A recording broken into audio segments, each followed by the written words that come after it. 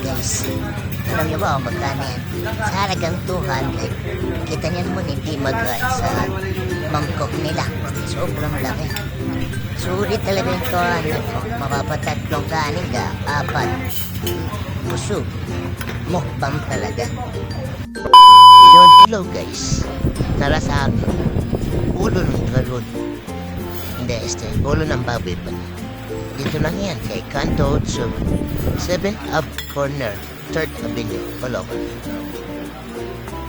Yun, tapos partneran mo pa na kalamansi na may sili. Ay, sarap. So guys, ito pala yung mata niya. So, lasahan natin.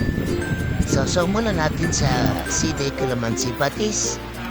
Then, pag konti, then taste. Suave. Oh my God! Wow!